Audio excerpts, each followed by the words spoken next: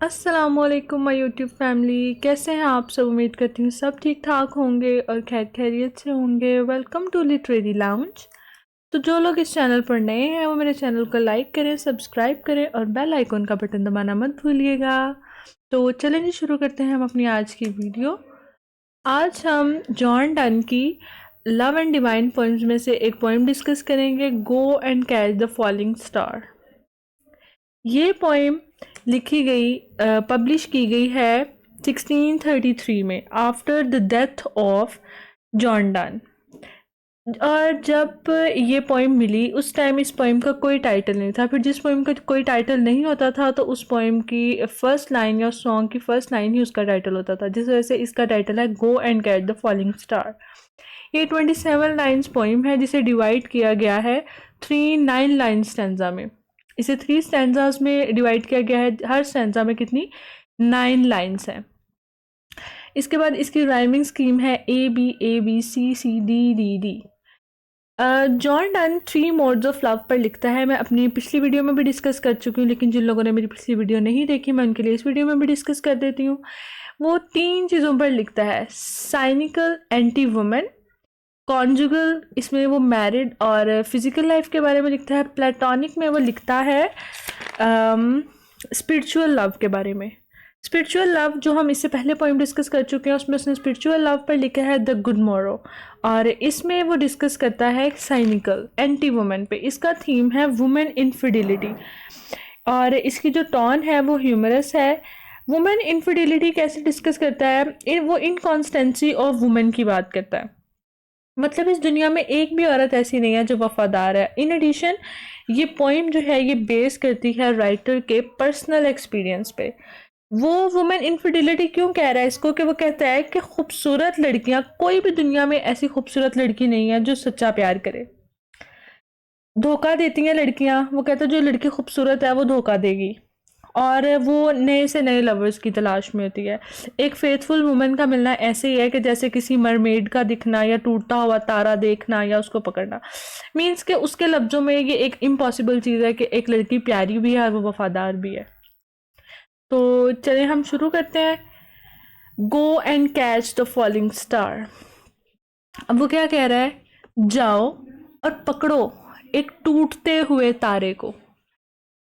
Gate with child, और बच्चा पैदा करो। अ मैंड्रेक रूट। मैंड्रेक रूट क्या है? मैंड्रेक रूट है ऐसा पौधा जिसकी रूट्स किसी इंसान की तरह दिखती हों।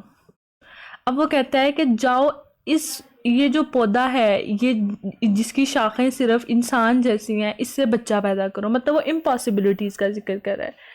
फिर वो क्या कहता है, टेल मी, और मुझे बताओ, where all the past year are, मुझे पिछले गुजरे हुए तमाम सालों के बारे में बताओ।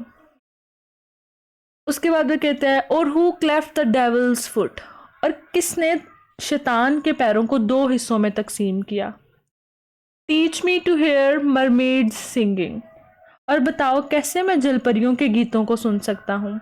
और to keep off envy's stinging, और बताओ कि किस तरह मैं ऐसा इंसान बन सकता हूँ जो कभी नाराज ना हो और कभी गुस्सा ना करे। एंड फाइंड व्हाट विंड, और किसी ऐसी हवा की तलाश करो और मुझे बताओ कि कौन सी ऐसी हवा है who serves to advance an honest mind, जो किसी सच्चे इंसान को आगे बढ़ाती है। इफ दाउ, अब ये जो है फर्स्ट स्टैंजा में वो जो बातें डिस्कस कर रहा है, हम इसको एक दफ़ा दोबारा से डिस्कस कर लेते हैं। वो सबसे पहले कहता है कि जाओ और टूटते हुए तारे को पकड़ो।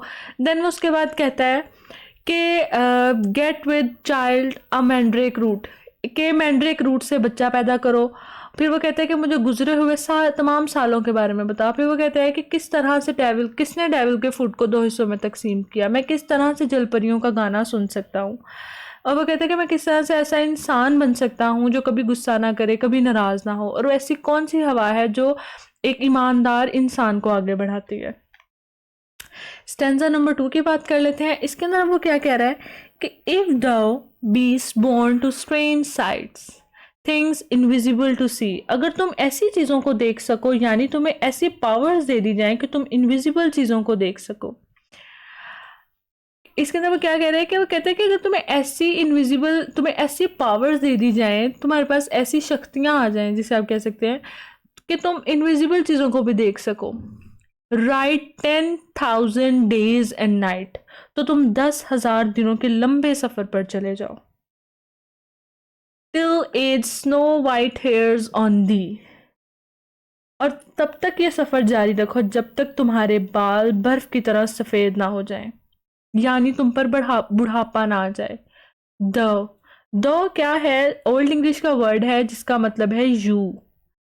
When the returns wilt tell me, और जब तुम लौट कर आओ तब मुझे बताना। All strange wonders, वो तमाम अजीब चीज़ें जो तुमने अजीब और जादुई चीज़ें, that befell thee, जिनसे तुम गुजरे, जिन्हें जो तुमने देखी, जिनको तुमने एक्सपीरियंस किया।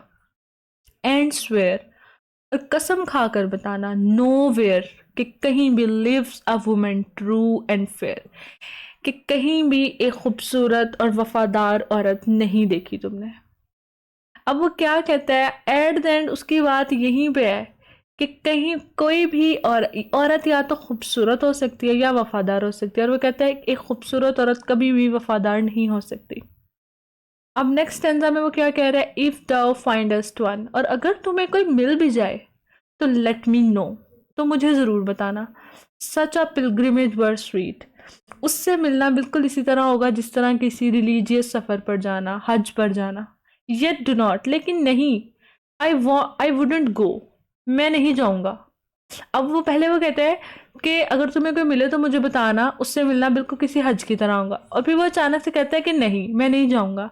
दो at next door we might meet, कि चाहे वो साथ वाले घर में भी तुम्हें मिली है ना, द शिवर ट्रू, तब तक वो सच्ची होगी। वेन यू मीट हर, जब तुम उससे मिले थे। एट लास्ट, आखिरी मर्तबा। Till you write your letter, और जब तुमने मुझे ख़त लिखा होगा तब तक भी वो सच्ची होगी।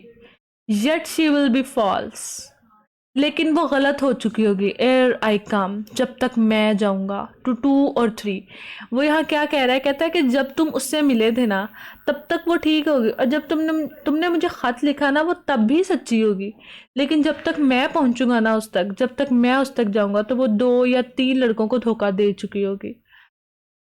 इस सारी पोइम में वो सिर्फ यही बता रहा है, उसने अपना पर्सनल एक्सपीरियंस शेयर किया। शायद उसे कोई औरत ऐसी मिली हो कि जो खूबसूरत थी और उसने उसे बहुत डिच किया और उसने उसे धोखा दिया। तो इस सारी से कंक्लूजन यही निकलता है कि वो कहता है कि जो एक खूबसूरत औरत कभी भी वफादार नहीं हो सकती।